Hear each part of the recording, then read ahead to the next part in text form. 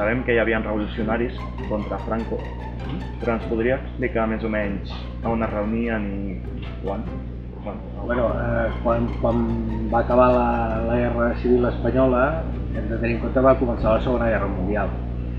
Aleshores, doncs, els exilats espanyols que estaven a l'altre cantó de la frontera prou feines tenien per fugir de Hitler, perquè estava l'etiqueta republicans espanyols i aleshores doncs, la lluita per la supervivència prioritzava. I la gent aquí a l'interior estava com molt destruïda per tot el que havia passat a la guerra i per tant tractaven de sobreviure. És a dir, que els inicis de la resistència, per dir-ho d'alguna manera, comencen a l'any 44, quan Hitler és expulsat de França i aleshores un grup de guerrillers entren a la Vall d'Aran, estem parlant de l'any 44, i durant un mes l'ocupen. A partir d'aquí sí que comença a haver un moviment de resistència. On se situa aquest moviment de resistència? Doncs, evidentment, són guerrillers al lloc on es poden ocultar, que són els llocs d'orografia més difícils. Serralada Ibèrica, els Pirineus, Serralada Cantàbrica, el que es va anomenar el maquis. Estaven a la clandestinitat, sempre d'amagat, sempre amb horaris que no poguessin ser descoberts per la policia i planificaven les seves accions. A vegades eren pacífiques, en el sentit de tirar octavetes, de fer pintades als carrers en comptes de Franco, i de vegades eren violentes, que incloïen atemptats contra soldats o contra forces d'ordre públic i fins i tot atemptats contra edificis, contra comissaries de policia, etc. No estaven molt ben organitzats perquè eren pocs i a més hi havia una gran repressió de Franco i molts temien a l'acabar a la presó o acabar executats. Si els enganxaven, el primer que feien eren detenir-los i aleshores els feien confessar. Els feien confessar sempre mitjançant tortures, és a dir, la tortura era un fet habitual, no només a l'acabar la guerra, a la postguerra, sinó durant tot el franquisme, la policia, la Guàrdia Civil, les forces d'ordre públic en general utilitzaven la tortura. Quan aconseguien la confessió, aleshores es passava al jutge, el jutge dictava sentència i les sentències podien ser molt dures, que incloïen la pena de mort, la cadena perpètua o una condemna a presó de diversos anys, però que incloïa, una cosa que avui dia no existeix tampoc, els treballs forçats. Els presoners se'ls obligava a treballar des del desenrunament d'edificis bombardejats durant la guerra o a construcció de diversos carreteres, vies de ferrocarril, edificis, etc., amb un règim molt dur de moltes hores de treballar. L'extraperlo és un concepte que va sorgir uns anys abans, va sorgir durant la República, que en principi era una estafa i que amb el pas del temps el concepte, la paraula extraperlo, va acabar sent com un sinònim de contraban, Acabada la guerra, com que faltaven molts productes de primera necessitat, des de menjar, passant per medicaments, etc., en aquells moments l'única manera d'aconseguir-lo era a través del contraban, que s'anomenava extraperlo. Què significa? Doncs que utilitzaven uns canals no legals i es venien productes a un preu molt més alt del mercat oficial. És a dir, si per exemple s'acabava el menjar i tu volies menjar perquè no en tenies, doncs havies d'anar al mercat negre, als extraperlistes, i ells et venien aquell producte a un preu molt alt. El mateix passava amb productes estranys o, per exemple, amb medicaments. Això era l'extraperlo. D'acord. I hi havia aconteixements esportius malgrat la guerra? Bueno, sempre, com que Barcelona va ser una de les ciutats últimes que va caure el mes de març i la guerra es va acabar l'1 d'abril, va ser de les ciutats que més o menys van tenir tranquil·litat. Aleshores se seguien celebrant alguns partits de futbol, se seguien fent competicions d'atletisme, etc., però sempre amb la por dels bombardejos, perquè Barcelona va ser una de les ciutats més bombardejades durant la Guerra Civil i malgrat es va intentar mantenir una certa normalitat amb tot, això no es va poder evitar. Acabada la guerra encara va ser més difícil perquè hi havia molta repressió, però de tota manera els esports va ser de les primeres coses que es van recuperar acabada la guerra. Es va tornar a practicar esports, a fer competicions esportives i d'alguna manera intentar tornar a la normalitat el més aviat possible. Jo a la mort de Franco era petit, era un nen petit, i el que recordo més il·lusió és que em van dir els meus pares que el dia següent no aniria a l'escola, no aniria a col·legi, per tant vaig tenir una alegria molt gran. Jo no tenia molt clar qui era Franco, em sonava molt perquè estava sempre pendent a la tele i sobretot la imatge que tenia era d'un senyor molt gran, malalt, que estava sempre ingressat a l'hospital i que tothom estava molt preocupat per ell, però el meu record és aquest, una gran alegria perquè em van dir que durant 1 o 2 dies no aniria a l'escola i això va ser el meu record de Franco. I l'última pregunta, la policia de l'època era especial i si hi havia de secreta? de quina època? Del Sí, franquisme en sí. general o d'aquesta Sí, del franquisme en general. Sí.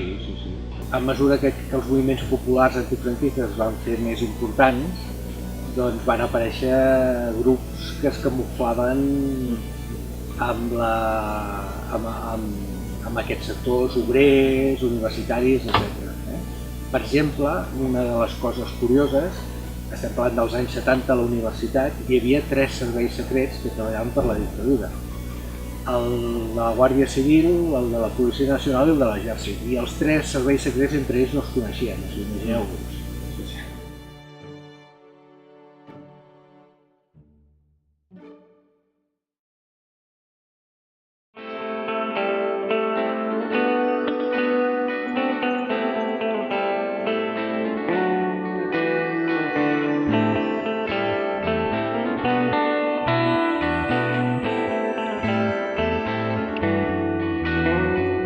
Sí, la fábrica fue fundada a mediados del siglo XIX en Madrid, porque entonces era obligatorio registrar todas las empresas nuevas, todas las fábricas nuevas se tenían que registrar en Madrid.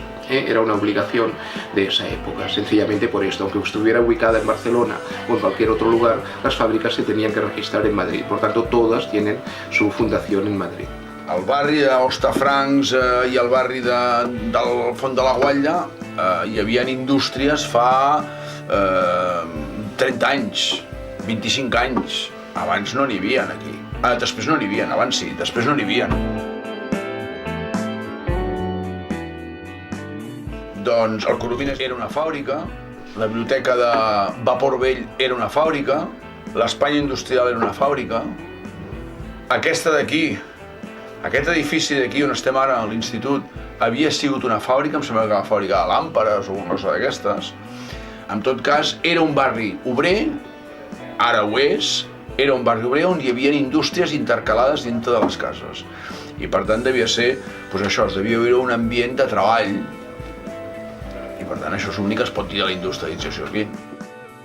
Jo sé que l'Espanya Industrial va ser la fàbrica tèxtil més gran de Barcelona, pertanyia a una de les famílies de l'alta burgesia catalana i era una fàbrica tèxtil. Tenia unes extensions enormes, unes instal·lacions molt grans i aleshores es feia tot el procés. Es feia des del tractament de la llana, del cotó o del lli fins a la confecció de les teles ja acabades i després se sometia al tintatge. I treballaven, hi van arribar a treballar més de 1.000 persones que venien de tot Barcelona, pràcticament de tot Barcelona. Era una ciutat industrial, això vol dir que hi havia vivendes dels treballadors, hi havia una església, hi havia una guarderia pels nens petits, hi havia un dispensari mèdic per si algun treballador es feia mal, el podien atendre allà mateix i tenien pràcticament tots els serveis de menjador, tots els serveis, fins i tot hi havia una botiga pels treballadors de la fàbrica. Bueno, l'Espanya Industrial era una antiga colònia que es va... Mira, jo sempre explico una cosa a tercer, no és història, però explico història. Jo sempre explico que hi ha una evolució, i això us ho vaig explicar l'any passat. Els tallers artesanals anteriors a la Revolució Industrial estaven pel mig de la ciutat.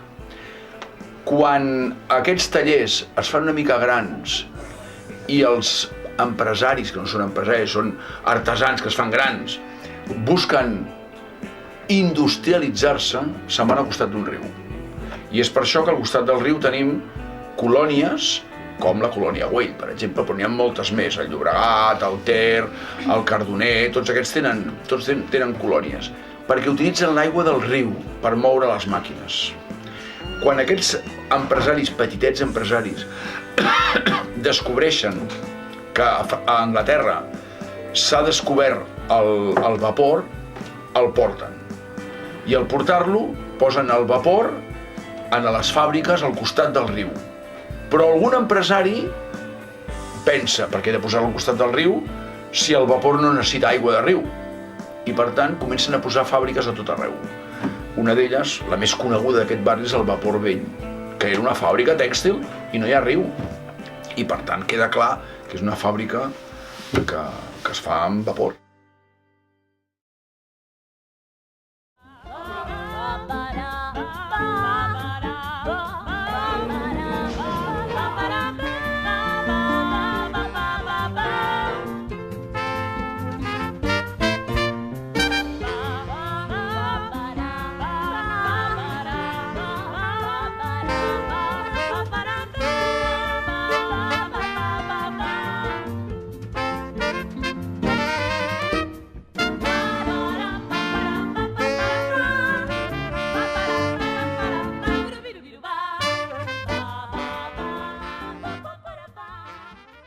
Soc Borja Lozano i soc membre de la plataforma Recuperem el Teatre Arnau. Doncs recordo poques coses, perquè quan el van tancar jo tenia 11 anys. El que sí et puc dir són algunes coses que sé. És un teatre que el van construir a finals del segle XIX, ja té més de 100 anys, i ara mateix és l'últim teatre de barraca que queda al Paral·lel. La barraca és una construcció amb la qual feien els teatres a principis del segle XX, i aquest és l'últim que queda d'aquestes característiques. L'evolució dels teatres és un tema un tant complicat perquè engloba moltíssimes coses. El teatre és una cosa que existeix pràcticament des del segle XV o abans, bueno, molt abans.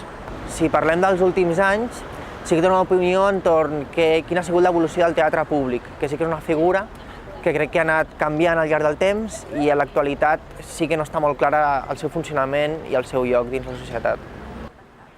No ho sé exactament, realment, perquè es va tancar en el seu dia. Suposo que devia deixar de ser rentable.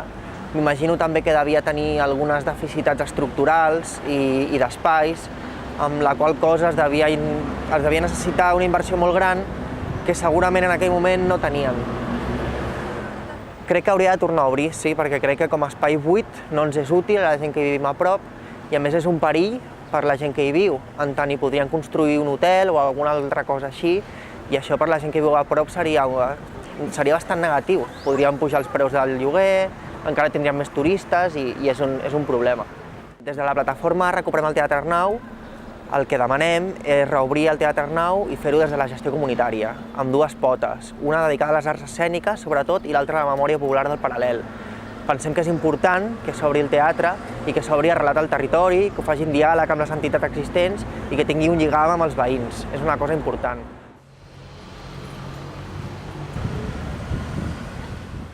En acabar l'entrevista vam preguntar a una sèrie de persones per donar més informació sobre el teatre, però ninguna volia contestar o no sabien res. L'hem estat comprant als ciutadans. No, pagar! ¡Pagar! ¡No! Estoy poniendo histérica, ¿vale? ¿Y lo del car? Porque lo dije, no sé. Molt barat. Porque cuando yo te canto, mi flores y mi bombón, y cuando veo que bueno, a mí me entra un sofocón, porque soy toda pasión, y mi vida es como un tango, soy más loca que una cabra, soy más loca que una cabra, encerrada en un armario. Uno me llama la fiera, otro dice que estoy loca, otro grita de peligro, que esta niña es una bomba. Soy una bomba, señores, una bomba de canciones de acá. Una bomba de alegría que rompe los corazones. Toma.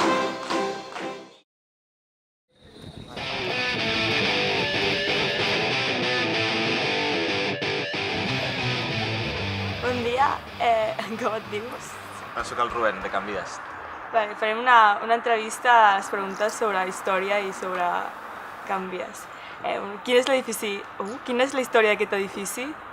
Bueno, sí, de forma resumida, que es va construir el 1879, no? És una de les primeres cases de tot el carrer, i al principi era una casa així dels burgesos, però quan van construir el metro, a principis de segle, doncs el van expropiar l'empresa del metro, i aleshores a partir d'aquí va estar sempre relacionat amb el metro, i després cap als anys 50 així van fer una capella, que ara ha estat destruïda, i ja no la tenim, però així, una mica per sobre és això. I ja això, el 97 va ser quan va ser ocupada, no, per diferent gent jove del barri, i a partir d'aquí és quan comença a dir-se Can Vies. El día 26 de mayo de 2014 hubo el derribo parcial de Can Vies. ¿Qué opinas sobre este hecho? Pues creo que fue un error brutal por parte del ayuntamiento, una falta de respeto y de sensibilidad hacia el barrio y hacia los movimientos sociales de toda la ciudad. Y por otra parte también creo que fue un catalizador, ¿no?, para que la gente saliera a la calle y dijera basta, así que se puede decir que le salió el tiro por la culata, ¿no?, de alguna manera. Una vegada paralitzat l'enderrocament de l'edifici, quins suports va rebre per part d'entitats, gent del barri? Jo crec que es va paralitzar justament pels suports que es van rebre, no? És a dir, sí que al llarg de... Quan es va enderrocar Can Vies, portava 17 anys ocupat, el 2014, és un recorregut, no, prou ampli perquè tota la gent que hagi passat aquí, tots els projectes col·lectius, no, havien establert una xarxa d'afinitat i confluència amb molts altres col·lectius i espais del barri. I també el suport de molta gent de la resta de Barcelona.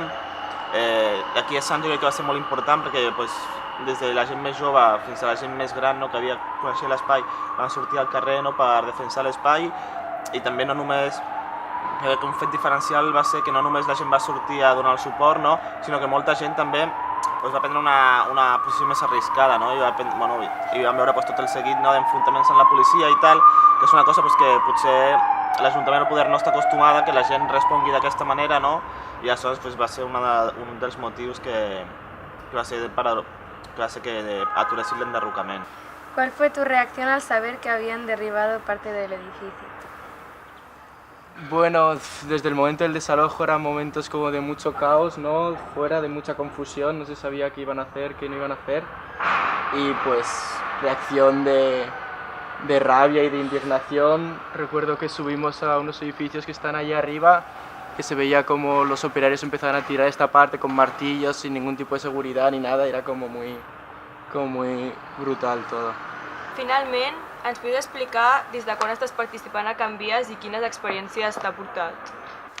Jo participant així de forma més intensa des del 2011, però amb anterioritat ja feia un parell d'anys que hi participava, no va ser fins al 2011, que també hi havia una campanya que també està amenaçat pel desallotjament, que em vaig implicar de forma més intensa participant a la pròpia assemblea de Canvies, només del meu col·lectiu i això. Jo crec que és un espai que és com una escola en la qual aprens tant a gestionar un espai on venen un munt de col·lectius, com també coses que van més enllà, que aprens a implicar-te en la vida associativa del barri, en la vida política, a veure que si t'organitzes pots canviar les coses, també a relacionar-te amb la gent. És un espai aquest on ve molta gent i crea unes relacions molt maques perquè hi ha unes relacions molt lliures, a plantejar-te també tot de coses diferents, perquè tu potser estàs interessat en un tema, però hi ha altra gent que està interessada en un altre i això és com un punt d'unió on tot es mescla i es creen unes sinergies molt interessants entre tots.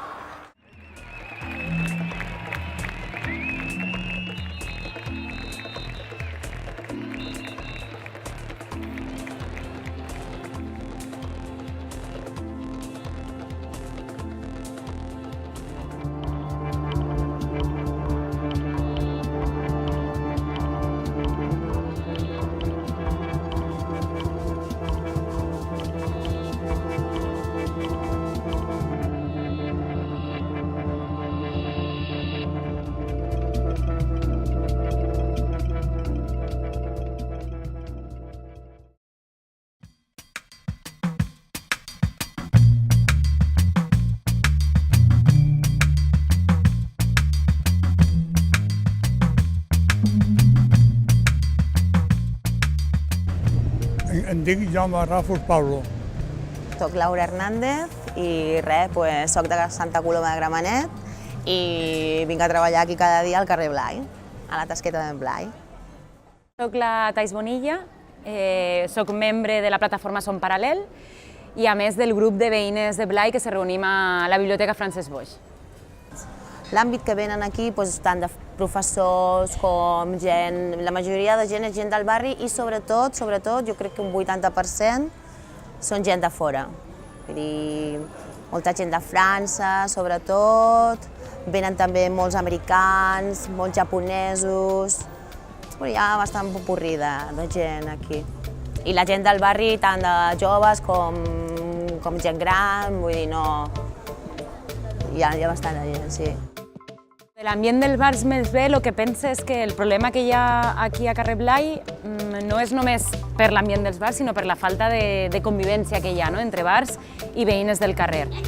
Perquè, per exemple, hem de pensar que en el 98 aquest carrer era encara per a tràfic rodat i a partir del 98 comença a ser peatonal i només hi havia 16 bars en aquell moment i ara ja tenim més de 42 bars. Llavors, evidentment, la convivència s'ha fragmentat perquè els bars han vingut només per a fer diners i no per a fer barri. Al barri en general és cert que no hi ha una gran quantitat de bars, però sí que és cert que hi ha una concentració molt gran a carrer Blai. Pensem que Carrer Blai té uns 500-600 metres i tenim 42 bars només en este carrer, no? Llavors, en aquests bars a més tenen 37 terrasses, no? Cada bar, prop de 37 bars tenen terrassa. D'aquestes terrasses, cada terrassa penseu que té 4 persones, i si cada bar té 4 terrasses, imagineu la quantitat, la concentració que hi ha de persones en un mateix carrer que només té 400-500 metres. No?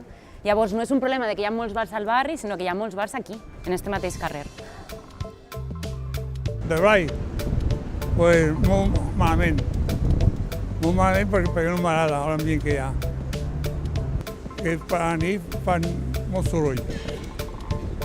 Per a la nit fan molt soroll i no deixen dormir. Hem cridat a la Guàrdia Urbana i no fan cas. Són les 3 de la matinada i encara estan fent soroll. Ens podria dir el problema bàsic dels bars? Bueno, el problema bàsic dels bars, així tenint en compte a totes les veïnes, és el soroll. O sigui, realment és el soroll. De lo que es queixen totes les veïnes és el soroll, l'incivisme de la gent que ve i se fica a beure fora del bar. Llavors, el que es queixa molt la gent és que hi ha hores puntes molt específiques que són entre les 8 i les 10 de la nit, que és l'hora del sopar, i després entre les 2 i les 2:30 de la matinada, no? Que és l'hora en la que tanquen els bars. Treballem bastant. Entre setmana és més tranquil, en canvi els caps de setmana ja puja. Ja dic massa bars i sobren la meitat. Perquè abans eren botigues i ara tots són bars. Bars i comerç de fruita i de tot. I no pot ser.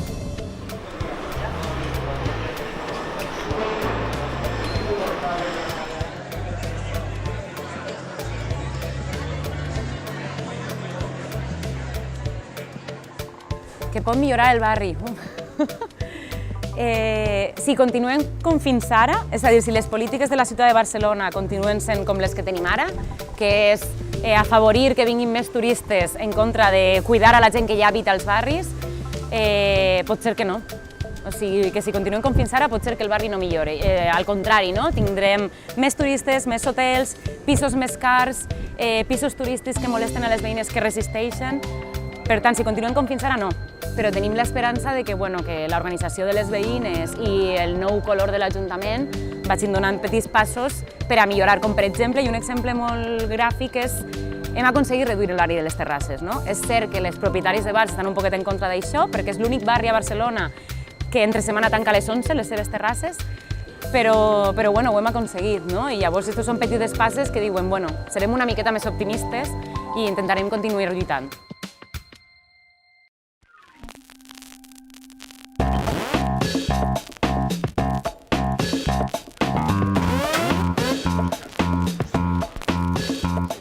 Per què et vas tatuar? Realment no hi ha un per què, tu no et planteges el per què vols anar-te a tatuar, simplement és un tema que t'agrada, t'interessa més, menys.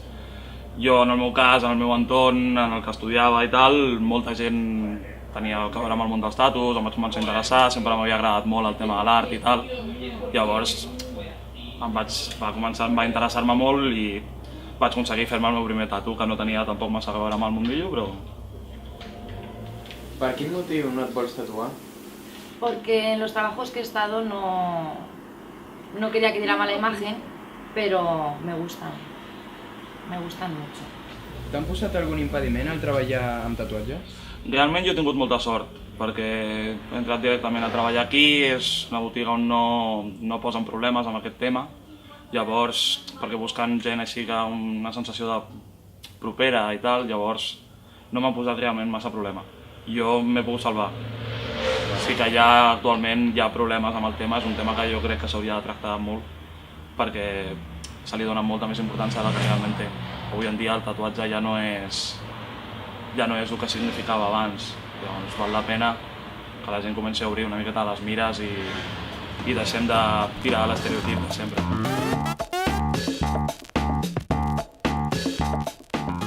En la teva opinió, en progressió hi ha més gent a favor o en contra de la tatuatge?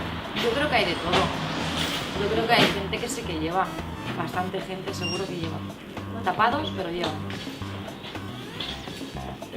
¿Crees que es una moda en Poblasec? Sí, sí.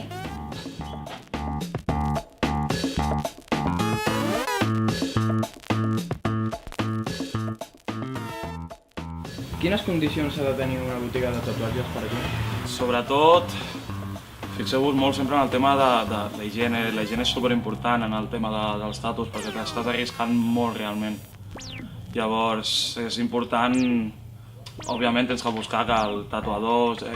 Jo crec que val molt la pena informar-se sobre cada un dels tatuadors de la botiga, buscar l'estil concret que va amb tu, perquè sempre hi ha més d'un tatuador i cada un té un estil molt propi. I a part d'això, conèixer bé la botiga abans d'entrar perquè realment et pots arriscar molt a contraure coses que no t'interessen si no hi ha higiene a la botiga. Doncs és molt important.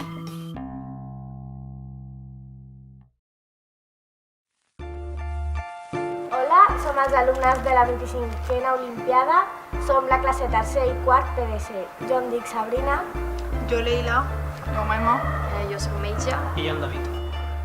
El nostre projecte és sobre el barri del Poblasec i que el nostre tema vam escollir entre tots el tema de racisme i volem saber l'opinió de la gent del barri sobre el racisme.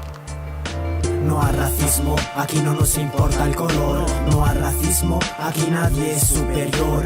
No hay racismo, no al terrorismo y el terror. Juntemos las manos, luchemos por un mundo mejor. I vostè ha sigut racista amb qui?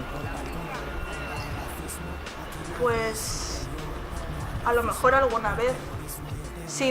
Más que racista, quizás de pensamiento, que nadie puede evitar que alguien lo clasifique rápido si lo necesitas en un momento, pero lo que seguro que no a la hora de la acción, porque desde pequeña me han inculcado que las cosas no son así y cuando tú lo piensas tienes que directamente de pensar, no, estoy pensando esto porque tengo esta idea preconcebida, pero no tiene por qué ser así, entonces no es que vayas a discriminar a alguien activamente. Vostè ha sigut racista? Bueno, no. Racista, ¿a qué te referirías? Si he juzgado o por el color de la piel, no. Tengo mis padres que me enseñaron muy bien ya de pequeño a no serlo. No hay racismo, aquí no nos importa el color. No hay racismo, aquí nadie es superior. No hay racismo, no al terrorismo y el terror. Juntemos las manos, luchemos por un mundo mejor. ¿Alguna vez has sido racista con usted? Sí. Iba bajando al metro y una señora se cayó. Yo la iba a ayudar y la cogía del brazo. Y cuando la iba a ayudar, ella comenzó a chillar. Me está robando, me está robando, me está robando. Y vinieron la policía, vinieron todos los seguridad, me cogieron y se pensaba que le iba a robar. Y yo solo la quería ayudar. Conmigo también. Bueno, varias veces, pero por tener familia gitana y tal, pues, entre comillas, como los payos, pues, yo no los llamo así, pues ellos siempre, por ser gitano, me han discriminado, más que nada de pequeño, sobre todo. ¿Alguna vegada han sigut amb vostè racista? No, a mi directament no. Sí que és cert que quan anava a l'escola van fer al fi de curs, van sortir de festa i anava una noia que era marroquí i portava el vel i quan van intentar entrar a la discoteca sí que va haver una miqueta de, no conflicte, però sí que va costar una miqueta que deixessin passar amb el vel posat. De que treballo aquí, dels que sí que he vist que potser es crea, no sé si la paraula és racisme, no? Però sí que hi ha com, no sé, bandes, no? Jo què sé, estan els marroquins, estan els sud-americans i de vegades per aquí es creen conflictes que no tenen gaire importància però que sí que es donen des de les diferents ètnies, no? I cultures. No sé si això ho podem considerar racisme i si no, como guetos, ¿no? Por así decirlo. Aunque seamos de otros países, ¿por qué no podemos estar juntos o jugar juntos a fútbol o a lo que sea, sabes? Es verdad, no podemos hacer sentir mal a los demás porque sean diferentes a nosotros, ¿sabes? O no podemos temer lo diferente, ¿sabes? todos somos iguales y punto, aunque seamos de otro color o vengamos de otro lado. He vist que m'han fet bullying els amics meus, m'hagin fet bullying a mi mateixa i bàsicament he viscut una llarga temporada alrededor del bullying. És bastant trist. ¿Consideras eso es un tipo de racismo? Ho consideraria com un racisme social, més bé, perquè és com... Bàsicament divideixen a la gent per ser populars o no, portar-se bé amb la gent o no, i sí, podria anomenar-se com un tipus de racisme. Jo crec que vivim en una societat multicultural, no? Que hem de respectar tothom i no m'agradaria que m'ho fessin. Al igual que a mi no m'agrada veure la gent racista, no m'agradaria que la gent fos racista amb mi. No nos trates como escoria, no nos trates como objetos.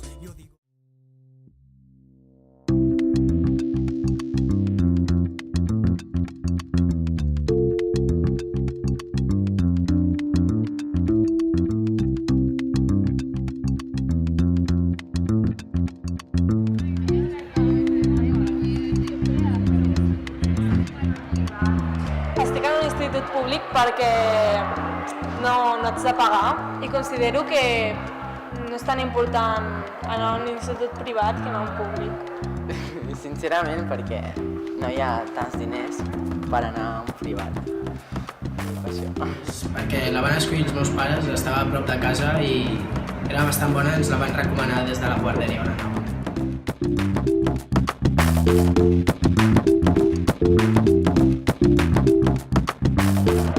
No molta, però sí, més o menys una quarta part de... Bueno, jo soc de família immigrant, però sí, una quarta part no són d'aquí. Sí, moltíssima gent que està ple de gent immigrant, actualment. Jo no conec a tothom de l'escola perquè és molt gran, però crec que sí que hi ha uns quants.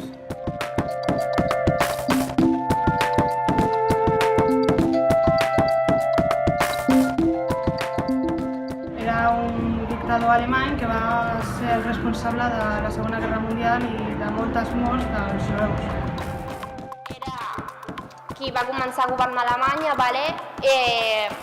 però per mi era dolent, perquè va començar a separar totes les races, ja siguin... O sigui, primer va començar a separar dels nazis amb els jueus, però és que després va començar a fer camps de concentració, encara que no va ser el primer que ho va crear, i va començar a separar els gitanos, encara que siguin jueus o no, després les races, els colors, els homosexuals i totes aquestes barreges, saps? Era un dictador alemany i va ser el culpable de la Segona Guerra Mundial.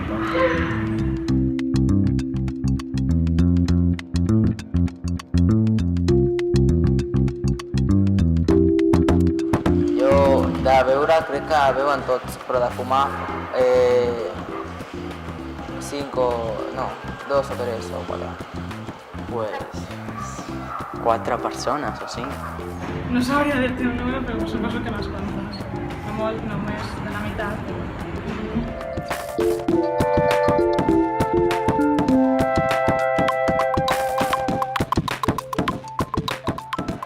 O sigui, han posat unes normes i, per exemple, no han qüestionat als alumnes si això els agrada o no. O sigui, ho han decidit persones que no estan sota aquestes normes i en realitat no saben el que és. I potser sí que hi ha gent que els hi va bé aquest sistema, però hi ha una altra gent que gens. I el que és educar una persona ha d'estar a gust quan se l'educa. Crec que només funciona per a un tipus d'alumne que és bo, diguéssim, però per la gent que li costa més no és eficient aquest mètode. Jo crec que tothom pot accedir a una educació més o menys bona i també depèn de cada persona, però sí, jo crec que sí.